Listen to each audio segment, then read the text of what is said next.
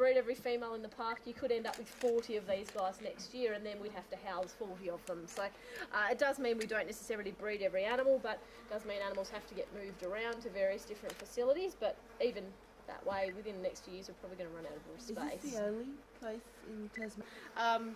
Breeding facilities within Tasmania. The others are actually on the mainland, actually native species, and we use primarily Bennett's wallaby, Tasmanian paddy melon and brush. Is that it is on the other side of that fence. As I said, these guys here are effectively in quarantine from the disease.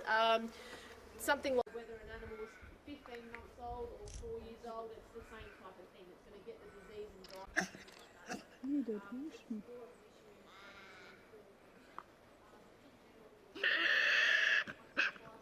Oh Gott, ein Schwein. So we don't tend to go for moving tablets.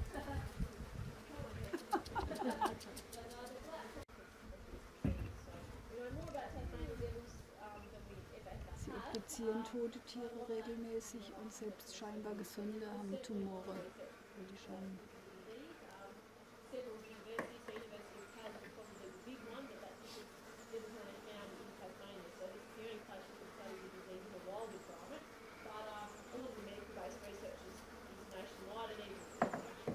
Das ist ein Männchen, wie man eindeutig sieht.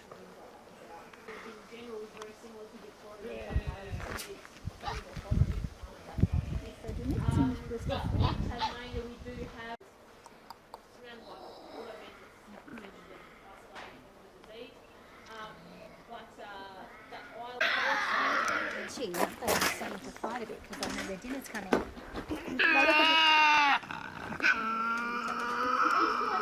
essentially an age category up. These are what we call our sub-adult devils. They're about 20 months old now. That was a good shot. Wise devil, and we're about to check some of those guys out down the back.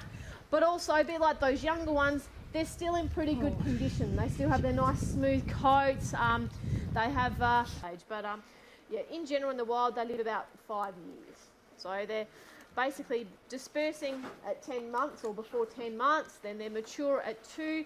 They'll breed at 2, 3, 4. The two kind of mortalities that are brought down in captivity, which is one of the reasons why space becomes a bit of a challenge. But the selective breeding is something that does allow us to not only control the genes but control size of the population.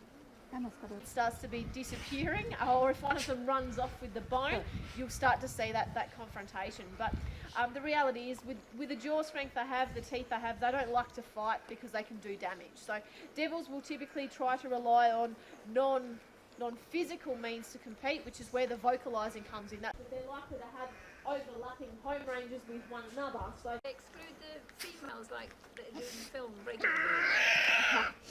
not at all.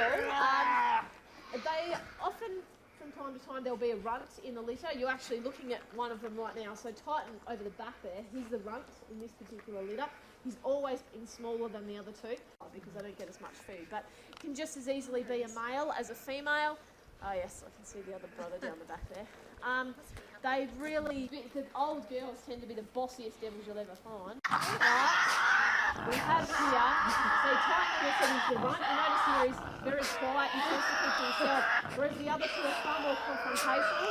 And these are the two that are also getting scarred up because they're the two boys that are kind of fighting for dominance in here at the moment, whereas Titans tend to have the white because it's designed to be camouflage. So the white, it sounds a little bit counterintuitive, but over night time, a solid black body shape will stand out. So by having the white, it breaks up their outline, becomes a lot more difficult for other animals to see exactly how big they are, which direction they're facing, or how far away they might be. So it's designed to confuse, and then to add to the element of confusion, they're all completely unique. It's like fingerprints.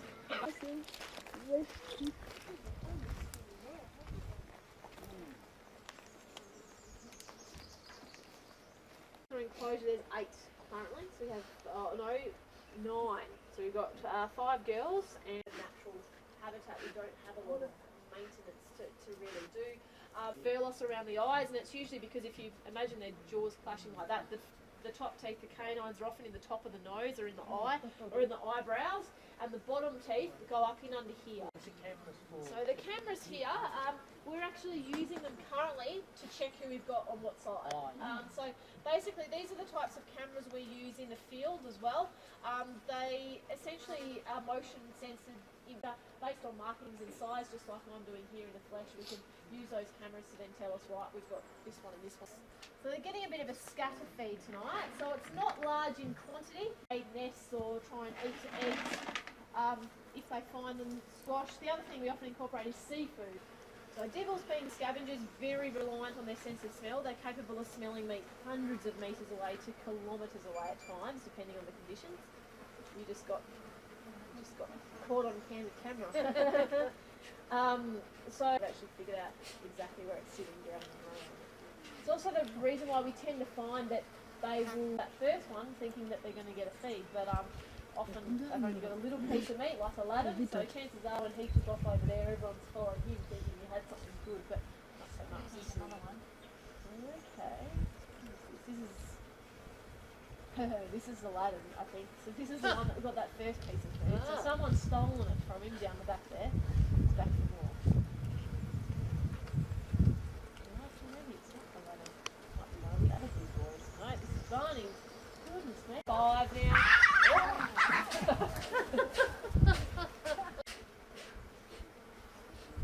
a bit of a low blow, that one, biting on the tail.